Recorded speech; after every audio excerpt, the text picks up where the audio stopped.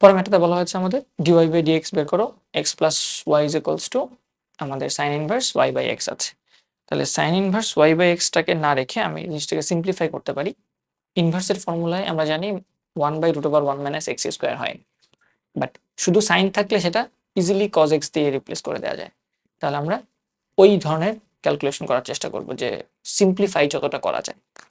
তাহলে এই ম্যাথটাকে আমরা যদি একটু চেঞ্জ করে নিই তাহলে আমি বলতে পারবো এটা হবে sin of x + y = y/x, বা এটাকে তুমি y = x sin of x + y ও চিন্তা করতে পারো।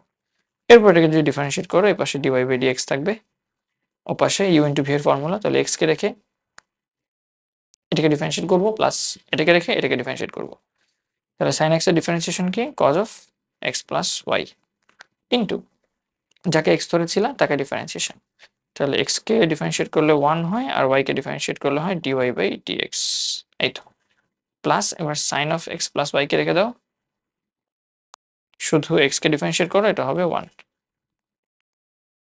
এখন সবগুলো dy/dx এক পাশে নিয়ে আসো, dy/dx, তাহলে এই পাশে আমার থাকবে শুধু 1 মাইনাস এই পাশ থেকে dy/dx এর সাথে কারা কারা গুণ আছে, এই যে এটা x cos x + y, তাহলে x cos of x + y, third bracket দিতে পারো, ইকুয়াল টু এপারে কি থাকবে, এপারে থাকবে আমার যেহেতু 1 আছে x cos x এর সাথেই, তাহলে x cos of x + y plus sin of x + y, সুতরাং dy/dx